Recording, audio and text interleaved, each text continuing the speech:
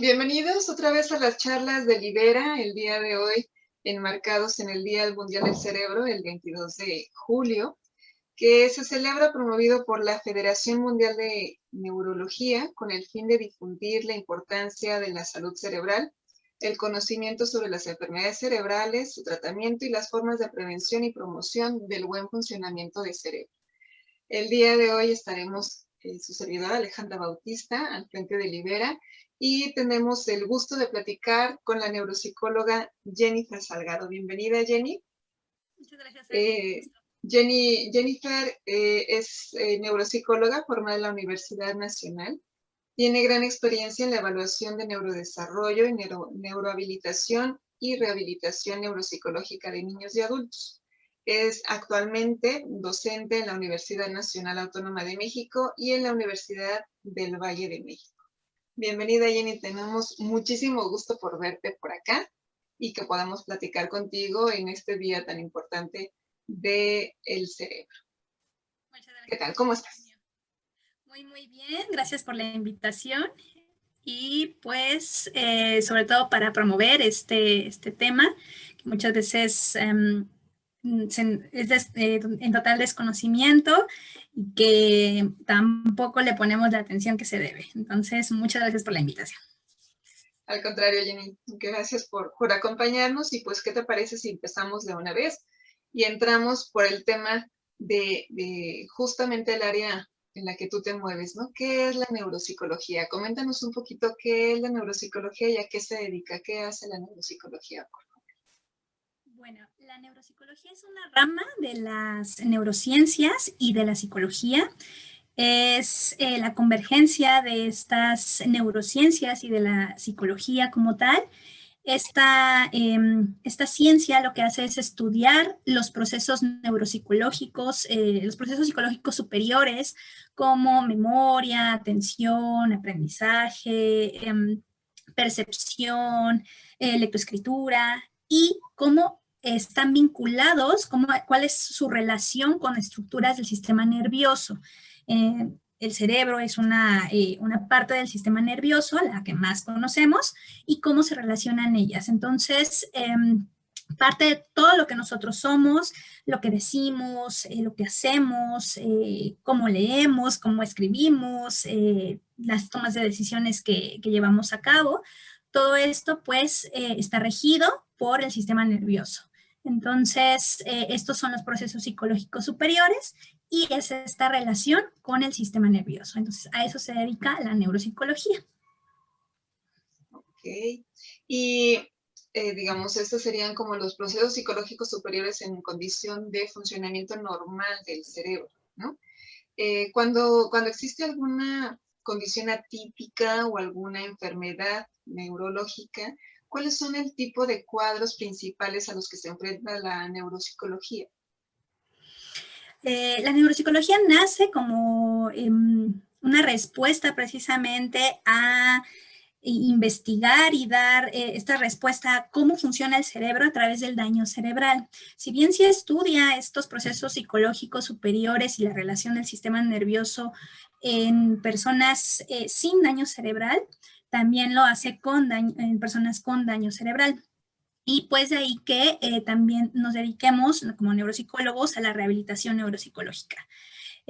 Principalmente las principales patologías neurológicas en las que como neuropsicólogos intervenimos, pues son EBCs, que son infartos cerebrales o hemorragias cerebrales, traumatismos craneoencefálicos, enfermedades degenerativas como Alzheimer, Parkinson, epilepsia también, todas estas patologías o incluso en niños con problemas de aprendizaje, dislexia, disgrafia, autismo, síndrome de Down.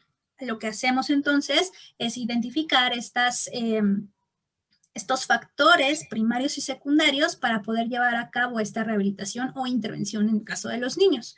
Estas patologías lo que hacen pues es modificar ciertas estructuras cerebrales y hacen precisamente que el proceso psicológico entonces ya no se lleve a cabo de la misma manera que cuando no se tenía la patología o antes de desarrollarse la misma.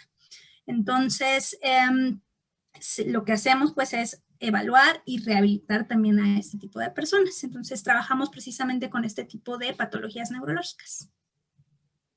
Ok, y por ejemplo, para los que a lo mejor no tenemos o no tienen como todo este marco y este entendimiento de lo que implicaría a lo mejor cualquiera de estos padecimientos, ¿podrías compartirnos, no sé, alguna experiencia o algo específicamente como de frente a esta situación, lo que en la neuropsicología trabaja en la rehabilitación es así, digamos, como qué podríamos pegar?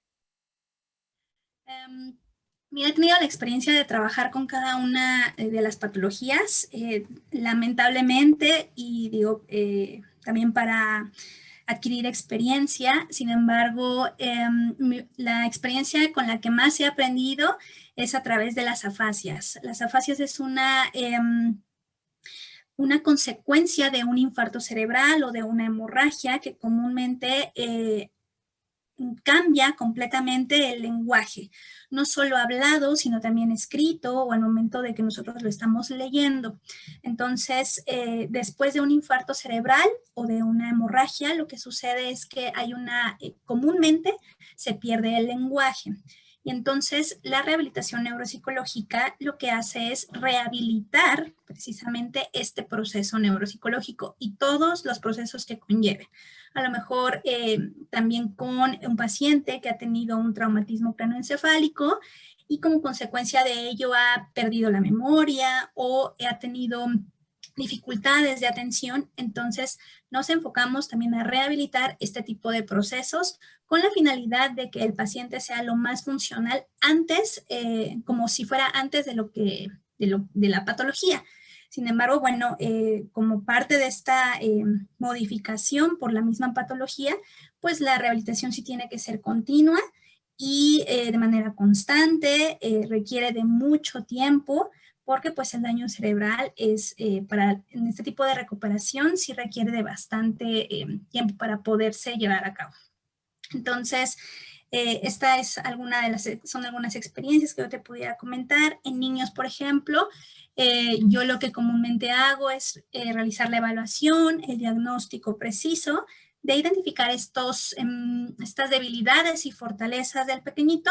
Y entonces lo que implemento son intervenciones neuropsicológicas para poder desarrollar o corregir algunos procesos psicológicos que en los niños hayan tenido o se hayan desarrollado de una manera errónea, equivocada, como en la lectoescritura o como en el mismo neurodesarrollo. Entonces lo que hacemos es, en el caso de los niños, intervenir y neurohabilitarlos. Ok, entiendo y no sé si podemos como verlo así, hay como diferentes tipos de padecimientos o tipos de cuadros en los que podría entrar la neuropsicología. Es como en esta parte de desarrollo, en donde hablas como de justamente el proceso de neurodesarrollo, y en este caso es la neurohabilitación, es como habilitar esas funciones que tal vez quedaron un poco como torcidas, un poco como no desarrolladas o no maduradas por completo. Y hay otros que es, por ejemplo, un traumatismo o un evento vascular en la que la función ya estaba, pero ocurre alguna situación que irrumpe y entonces hay una pérdida de esa función y entonces hay que rehabilitar. Esa sería como la diferencia en estos dos aspectos, la neurohabilitación y la rehabilitación. Así es, exactamente así, Ale. En el caso de los adultos, estos procesos psicológicos ya están desarrollados y hay algo que, en este caso, un daño que afecta el cerebro y entonces lo que hacemos es rehabilitar ese proceso. Y en el caso de los niños, como precisamente bien lo dices, no se ha desarrollado por completo, entonces intervenimos si se ha desarrollado de forma errónea o neurohabilitamos si todavía no se ha desarrollado. La neurohabilitación es un concepto que se utiliza muchas veces en el ámbito de este neurodesarrollo, pero sobre todo con niños prematuros. Se ha encontrado que los niños prematuros, si se aplica esta neurohabilitación, entonces durante al menos 2 o 3 años alcanzan un desarrollo normal, como si no hubieran tenido ningún retraso en ese desarrollo. Entonces, por eso se habla de neurohabilitación, al menos en los niños niños prematuros. Y en el caso de los pequeñitos ya es una intervención para al momento de corregir este proceso. Y sí, en el caso de los adultos es una rehabilitación completa. Y en el caso de la intervención, digamos, hay pienso como en esta parte de rehabilitación de cuando te lastimas un pie y entonces hay un programa de rehabilitación a ir fortaleciendo y recuperando la función. En esta distinción de la que nos estás comentando, ¿hay alguna diferencia en términos de pronóstico? Ahorita que lo decías, como en los casos de los niños prematuros, que sí, el pronóstico puede ser muy favorable en términos de que sí puedan desarrollar esta función que tal vez no estaba madurada o desarrollada por completo. Y en el caso de un accidente, de un traumatismo, de un evento vascular, ¿qué tanto es el pronóstico en términos de neurohabilitación y rehabilitación? ¿Tendría como la misma perspectiva o es más fácil recuperar que desarrollar o al revés? Depende de muchos factores, pero sí el principal es la edad. En el caso de los niños, pues precisamente la intervención tiene que ser a tiempo para que el desarrollo se dé lo más cercano posible a lo que llamamos normal. Y en el caso de los adultos, por ejemplo, sí requiere de identificar bien qué es lo que sucedió, si fue a lo mejor un evento vascular que se trató a tiempo y a lo mejor el daño en el proceso, como por ejemplo del lenguaje, no fue tan amplio, entonces tendríamos que identificar algunos factores, no solo del proceso, sino del sujeto que va a permitir dar ese pronóstico. Entonces puede ser la edad, reserva cognitiva, a lo que se le denomina reserva cognitiva, que es todo este bagaje del aspecto cultural, de la escolaridad que tiene el sujeto, que le van a permitir como tal rehabilitarse de una manera más rápida. Pero sobre todo la constancia en la rehabilitación es algo súper importante. Me ha tocado en muchas ocasiones, definitivamente, que he tratado a los adultos, pero como quieren ver resultados muy, muy rápido, dejan por completo la rehabilitación. Entonces es un proceso que requiere mucho tiempo, sobre todo porque el proceso se ha perdido y volverlo a reeducar, a rehabilitar es algo que va a requerir tiempo. En el caso de los niños a veces es un poquito más rápido porque es un proceso en el que ellos están aprendiendo todavía, en el que las estructuras todavía no se han desarrollado por completo y entonces lo que se puede hacer es generar esta reorganización de estos sistemas para poder lograr ese desarrollo de la manera más normal posible. Entonces requiere de la edad, de esta reserva cognitiva, al menos en los adultos, y si en los niños, pues también de esta constancia, ¿no? Y de que se detecte a tiempo para poder llevar a cabo esta rehabilitación. Ok, entonces esos serían como los dos factores que tú señalarías como los más importantes en el éxito del trabajo que tú haces, la detección oportuna o temprana para poder empezar a intervenir y la constancia en el trabajo ya de la rehabilitación o la neurohabilitación. Así es.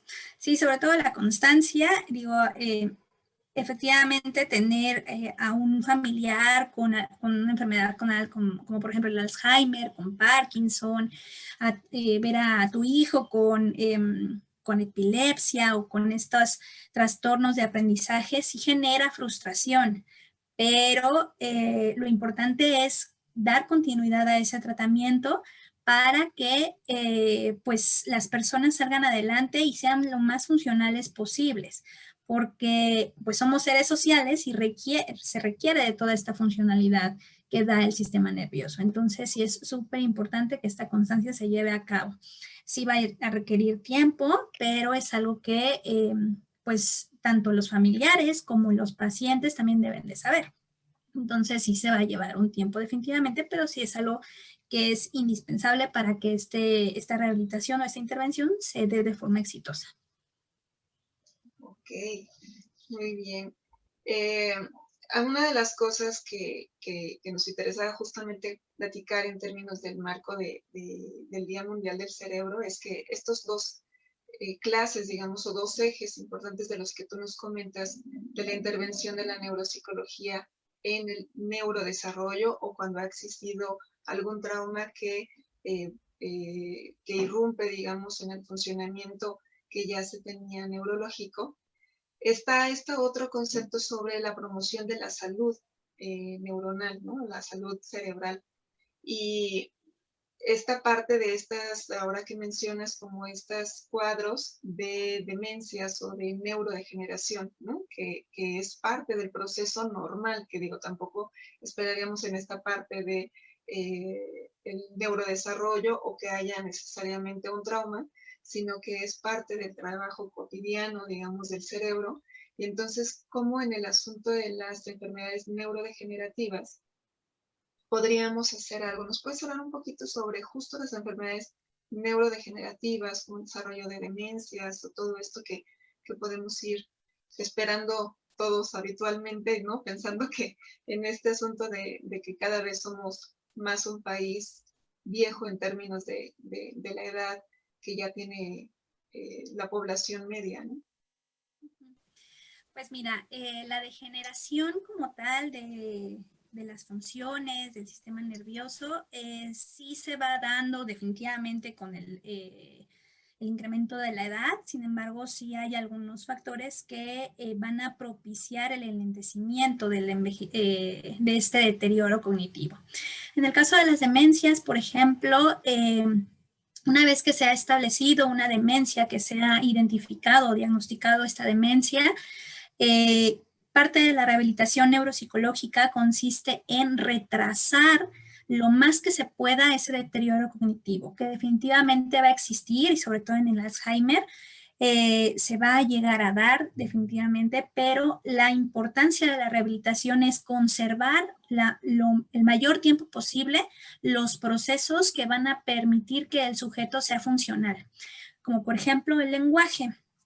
El lenguaje va a permitirle al sujeto comunicarse, saber qué es lo que quiere, todos los objetivos, la toma de decisiones que él necesita, pero es algo que se tiene que conservar el mayor tiempo posible, al menos en las demencias. Sí se va a llegar a perder definitivamente, pero a través de estimulación cognitiva, de este programa de rehabilitación, se puede prolongar el tiempo de que eso suceda.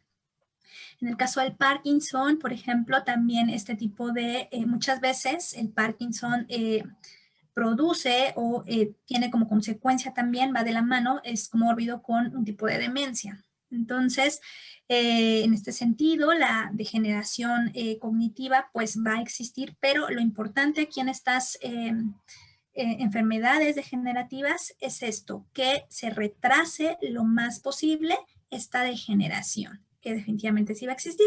Ahora, a diferencia del envejecimiento normal, se puede prevenir definitivamente este tipo de demencias con ciertas actividades que van a mejorar, entonces, que van a retrasar el envejecimiento cerebral como tal, neuronal, y que van a mejorar este funcionamiento cognitivo en el adulto. Entonces, sí hay una diferencia muy específica entre lo que sería un envejecimiento normal y una demencia, que se identifica muy bien por una pérdida de memoria inmediata, a corto plazo. Que hay veces que en el envejecimiento sí se da, pero no como en este tipo de demencias, ¿no? Como por ejemplo en el Alzheimer. Entonces, la rehabilitación va a ir, consiste, al menos en estas enfermedades degenerativas, en retrasar este proceso degenerativo lo más que se puede. Y en el envejecimiento normal, en lograr que igual esta degeneración no sea tan rápida, pero que incluso sea un envejecimiento el propio, el que debe de ser de forma regular en el adulto como tal. Decías ahorita que hay como varios factores que pueden incidir o pueden afectar en el envejecimiento normal y en este envejecimiento, no sé, acelerado, digamos que ya vemos en una demencia. ¿Cuáles serían algunos de esos factores? Pues se ha comprobado que con algunas investigaciones que a lo mejor se oirá como muy trillado, pero la actividad física ayuda mucho a evitar el envejecimiento rápido, porque consiste en, bueno, la actividad física lo que hace es incrementar estos niveles de neurotransmisores, que son estructuras químicas dentro del cerebro, que hacen que haya mejores conexiones entre las neuronas. Las neuronas son células que constituyen todo nuestro cerebro, todo nuestro sistema nervioso. Entonces, la actividad física es un factor súper importante para poder retrasar este deterioro cognitivo. Es como el principal, además de la buena alimentación, de dormir bien, evitar el estrés, pero sí también se ha identificado que hay otros factores que generan este envejecimiento, bueno, que aceleran este envejecimiento, que tiene que ver con todo lo contrario, una mala alimentación, un incremento en la depresión, en la ansiedad, en el estrés. La personalidad también tiene mucho que ver, los malos hábitos alimenticios, todos estos pues iban a provocar que este deterioro cognitivo se dé de manera más acelerada. Ahí recientemente leí algunas cosas sobre justamente el deterioro cognitivo y el envejecimiento, y encontraba una teoría sobre el desuso, ¿no? O sea, como este principio del uso y desuso biológico, ¿no? Con Darwin, pero en el asunto del marco cognitivo, ¿no? El marco neurológico, que implicaría como qué tanto lo usamos y entonces si no se usa, se deteriora más fácil. ¿Nos puedes hablar un poquito más de eso? Sí, de hecho, bueno, hay algunas investigaciones que mencionan que el envejecimiento no es que el sistema nervioso se esté envejeciendo como tal, sino es precisamente ese desuso de este sistema nervioso. Entonces, aquí vamos a retomar esta frase de si no se usa, se echa a perder, ¿no? Sí. Y va muy de la mano con el envejecimiento. Entonces, mientras nosotros realicemos cosas novedosas, cosas distintas, lo que va a hacer el sistema nervioso es reorganizarse y seguimos utilizando este sistema nervioso para cosas distintas. Y con esto, entonces, lo que hacemos precisamente es retrasar este envejecimiento. Pero sí, envejecimiento podemos equipararlo con un desuso. ¿De qué? De nuestro sistema nervioso como tal, definitivamente. Ok. Ahorita que decías me llamaba un poco la atención porque venían a mí algunas preguntas de algunas personas, ¿no? De, no sé, algunos casos de mi papá es docente desde muchísimos años, entonces es académico o es investigador. ¿Cómo es posible que le haya dado Alzheimer, no? Si tiene el cerebro activo todo el tiempo. Pero ahorita decías como un elemento que me parecía como importante, me saltaba un poco, que podría ser que no es exclusivamente tenerlo ocupado, porque puede ser que seas investigador, académico, docente, lo que fuera, pero en lo mismo todo el tiempo, o sea, estás haciendo lo mismo, o sea, más bien el concepto importante ahí, esa noción importante es novedoso. O sea, que además de que haces todo esto, el darle esta novedad o otras cosas distintas que hacer al cerebro es lo que permite que el cerebro se mantenga activo. ¿Es Así así? es. Sí, realizar cosas nuevas que generen nuevos aprendizajes, lo que hace es que este proceso de memoria y aprendizaje siempre esté actualizándose. Entonces, efectivamente, más allá de tener un grado académico o de estar haciendo lo mismo una y otra vez, es sacar al cerebro de la zona de confort. ¿Y cómo lo hacemos? Haciendo cosas distintas que hacen que el cerebro se reorganice. Porque obviamente ante nuevos desafíos, lo que hace el cerebro es, y como tal, nosotros como que lo hacemos a través de actividades, es buscar nuevas opciones para solucionar estos problemas que se nos enfrentan. Entonces estamos sacando el cerebro de esta zona de confort, así de, a ver, espérame, esto no era lo que venimos manejando habitualmente. Entonces, ¿qué podemos hacer ante esa situación? Y entonces se generan nuevas conexiones y a lo mejor con esto implica una velocidad de procesamiento más rápida que requiere que se realice en ese momento, que se resuelva en ese instante. Y entonces sí se actualiza esta información. Entonces sí es esta novedad, este aprendizaje nuevo que necesitamos generar para que no se caiga tan rápido en el envejecimiento, en este desuso del sistema nervioso.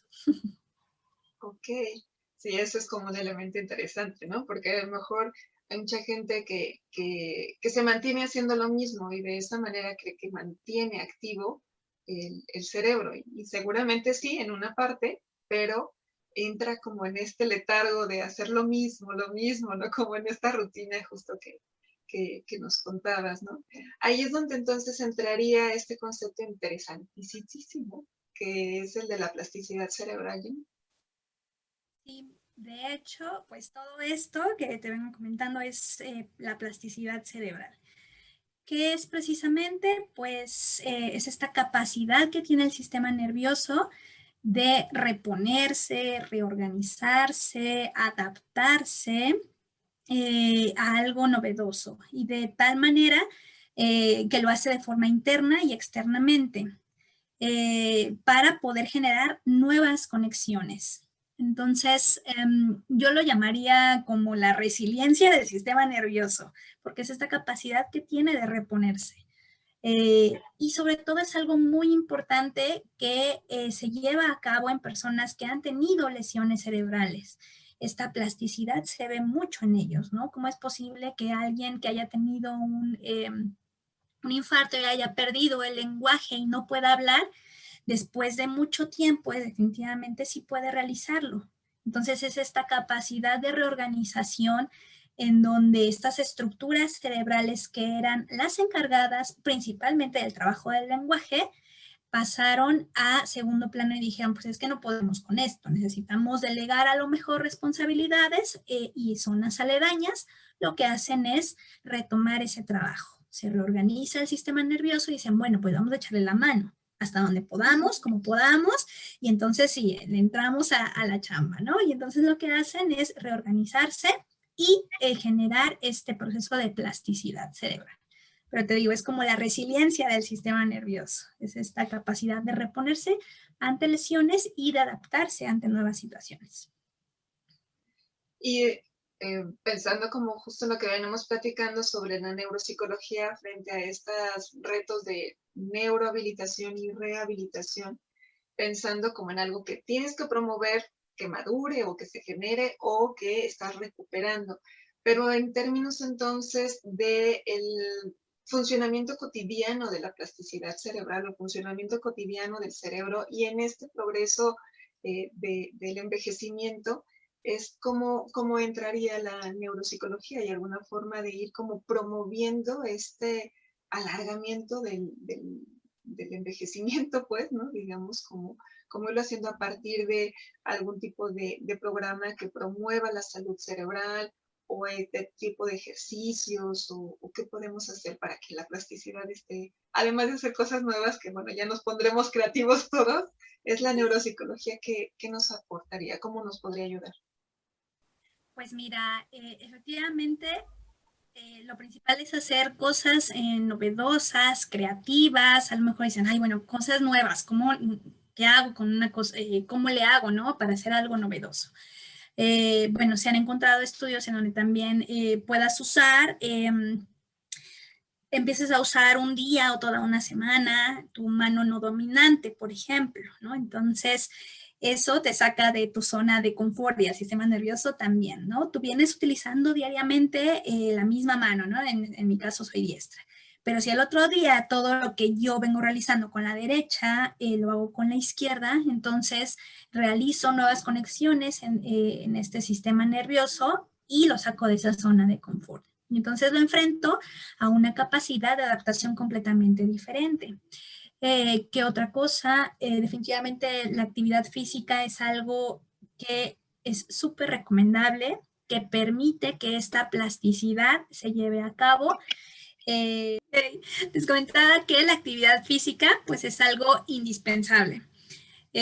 Porque va a evitar cuadros depresivos y de ansiedad.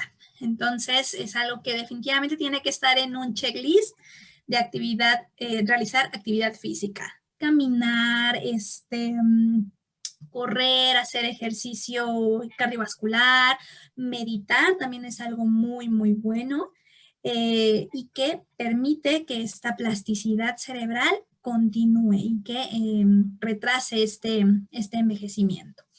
¿Qué otra cosa? La alimentación es algo definitivamente también que se ha asociado a una buena plasticidad cerebral. Evitar evitar las calorías, bajarle las calorías, evitar las bebidas gaseosas, el alcohol, consumir omega 3, otro tipo de alimentos. ¿Qué otro tipo de alimentos? Los arándanos, por ejemplo, que son antioxidantes. Entonces, la combinación del ejercicio con una buena alimentación va a hacer prácticamente que esta plasticidad siempre esté generando nuevas conexiones, que el cerebro esté generando nuevas conexiones. ¿Qué otra? Dormir bien.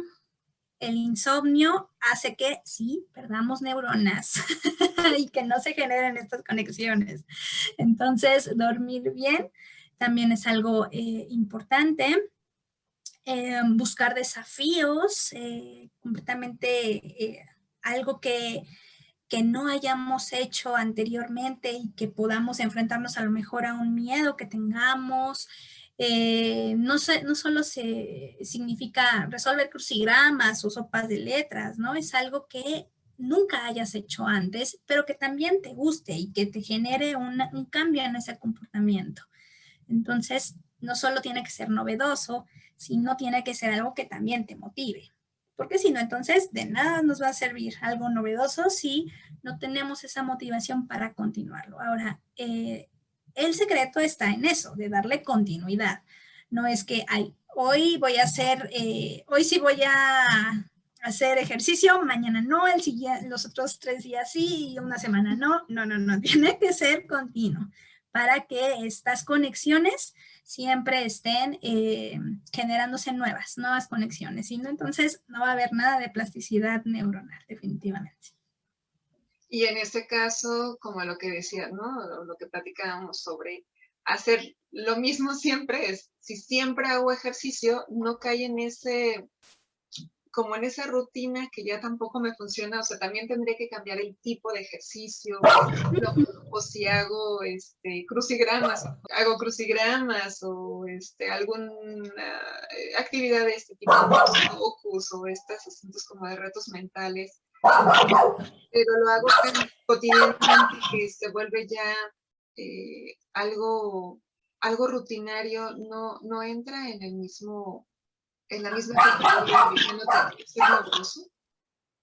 Sí, solo que efectivamente el ejercicio tiene que ser, a lo mejor podemos ir cambiando de este tipo de actividad física, o a lo mejor también necesita el sistema nervioso bajar estos niveles de estrés. ¿Cómo?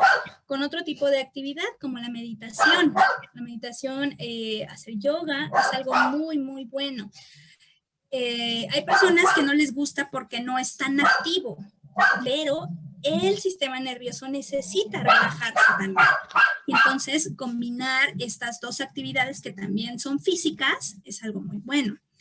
Aquí lo importante es que efectivamente no caigamos en estas rutinas y sepamos cada día cambiar lo que ya nos aburre. Como cuando comemos todos los días lo mismo, así de es que quiero comer otra cosa. Es lo mismo con el sistema nervioso, se quiere alimentar de actividades nuevas. Entonces, hacer a lo mejor la misma actividad durante mucho tiempo nos va a aburrir definitivamente. Entonces, necesitamos cambiar a otra cosa. Entonces, sí es importante darle un giro inesperado a la historia para que pueda entonces generar esta plasticidad. Si no, definitivamente, entonces, efectivamente, caemos otra vez en este círculo vicioso. Ok.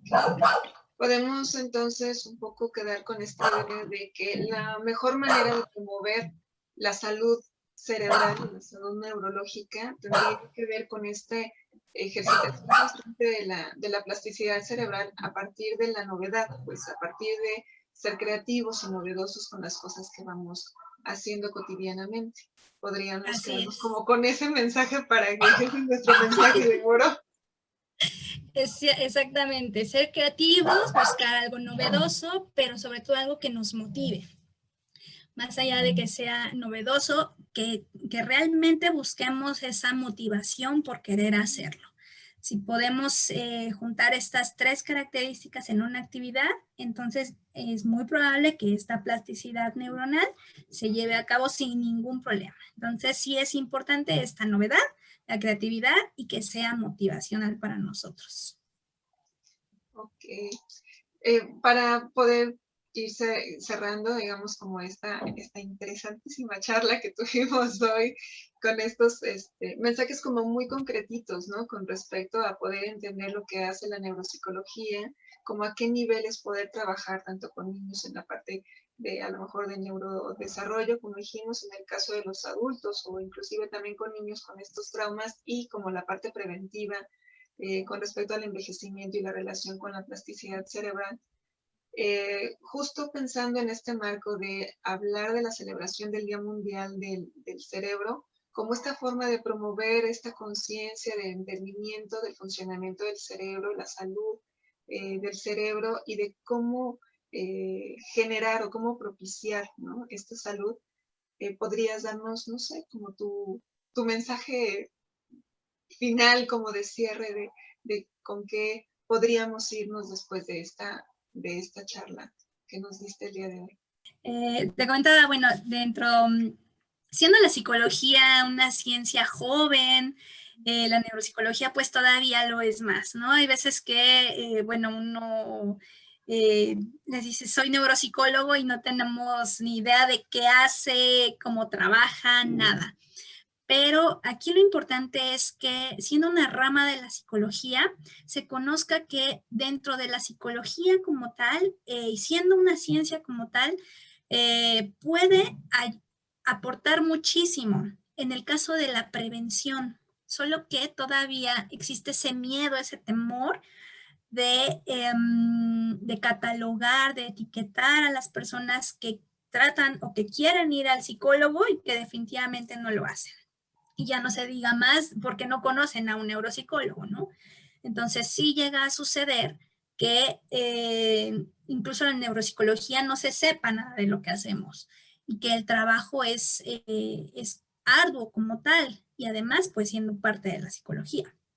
Entonces es importante como tal prevenir, pero también en el caso de la neuropsicología intervenir de forma oportuna, que va a ayudar también en el caso de lesiones cerebrales, a mantener este funcionamiento del sujeto, o en el caso de los niños, de generar este desarrollo de forma correcta o de corregir algunas cuestiones que ya se hayan desarrollado de forma incorrecta. La neuropsicología puede dar muchas respuestas, pero es fundamental, al menos en el caso de la neuropsicología clínica, de trabajar siempre de la mano con familiares, con los papás en el caso de los niños, que vayan y que estén siempre conscientes de hacia dónde se va a dirigir el proceso de intervención, qué tanto se puede tardar, cómo va a ser este proceso. Ahora sí que voy a oírme muy políticamente correcta, pero la transparencia nos va a ayudar mucho para que pues este tratamiento se lleve a cabo. Entonces sí es importante no solo prevenir, sino que cuando se tenga un tipo de lesión cerebral, un daño neurológico, entonces podamos intervenir lo más oportunamente posible y finalizar el tratamiento, porque a veces que pues no se termina, ¿no? Y sobre todo porque pues también es algo que lleva mucho tiempo, pero si nos costó de por sí 9 meses en que se desarrollara nuestro sistema nervioso, entonces desarrollarlo a partir de la vida o incluso rehabilitarlo posterior a un daño cerebral, pues va a ser mucho mayor el trabajo. Entonces sí es muy importante que se dé continuidad a un tratamiento y que que se tome en cuenta que la neuropsicología clínica puede llevar a cabo ese tratamiento, siendo como considerándose como parte de esta gran ciencia que es la psicología. Entonces sí es súper importante que se acude definitivamente al psicólogo sin ningún temor de nada, de ser etiquetado absolutamente de nada, y también en el caso de la neuropsicología, pues de la rehabilitación como tal. Ok, oye, yo sé que había dicho que era la última pregunta, pero ahorita escuchándote me saltó un poquito. A lo mejor en el caso de un trauma es muy evidente, o cuando, por ejemplo, el niño está en el desarrollo y hay una función que no se está desarrollando, es como muy evidente. O alguna situación, algún cuadro clínico desde el nacimiento.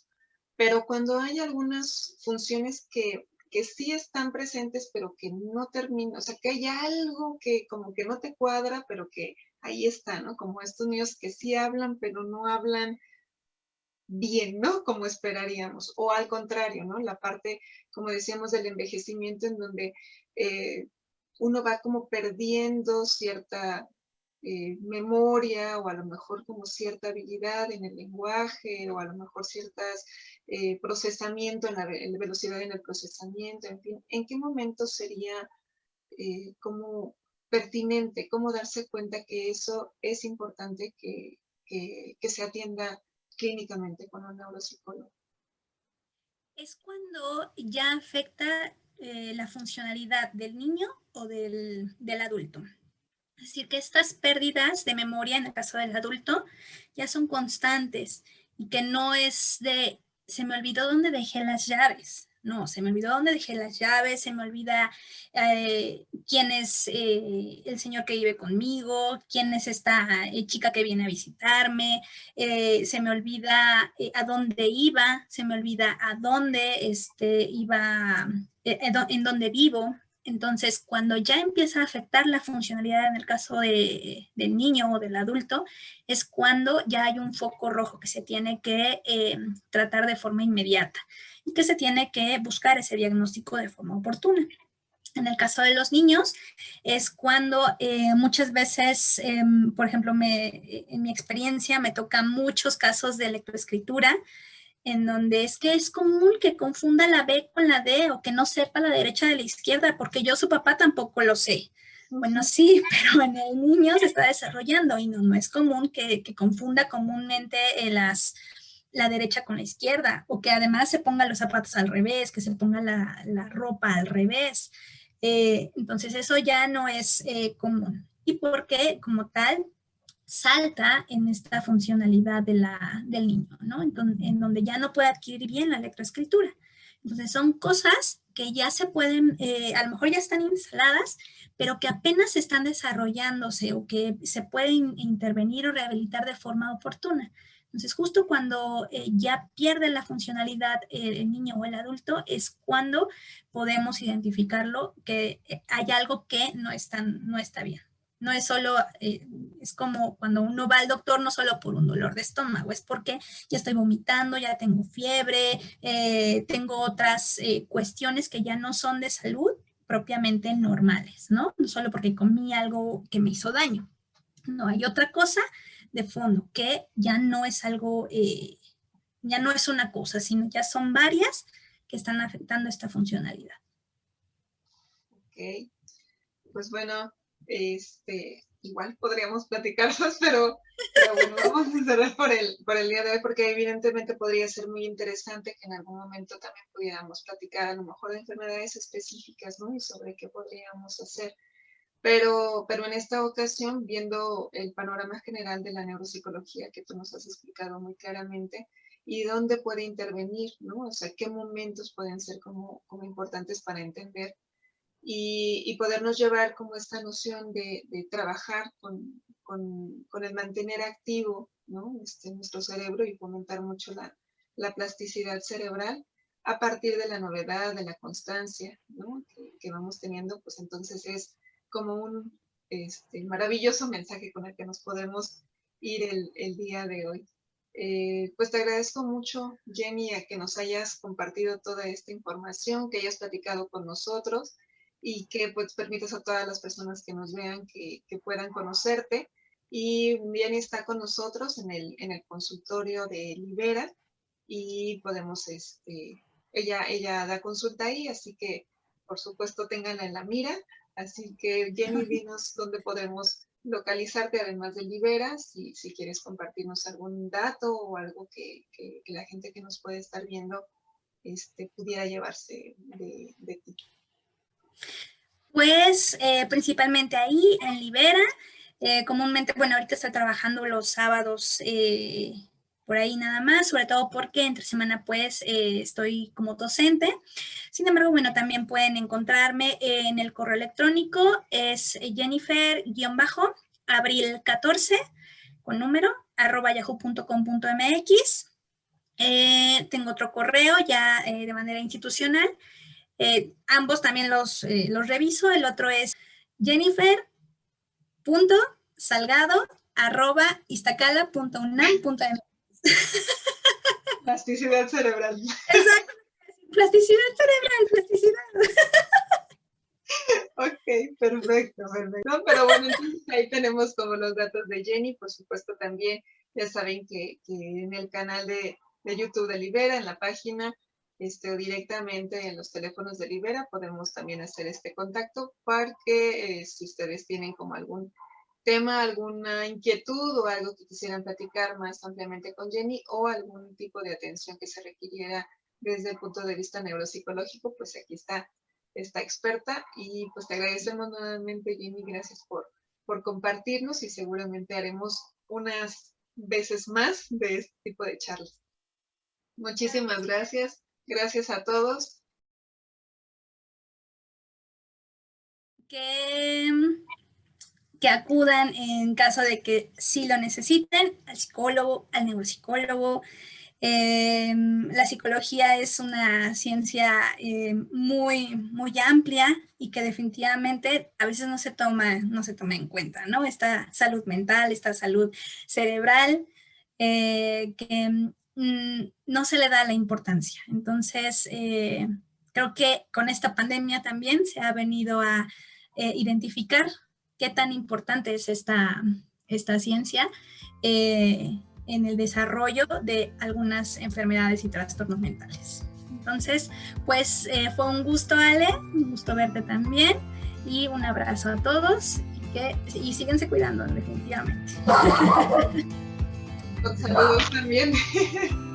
Gracias, Jenny, gracias a todos, nos vemos muy pronto. Muy bonita tarde y sigan pasando bien la pandemia con mucho cuidado. Hasta luego.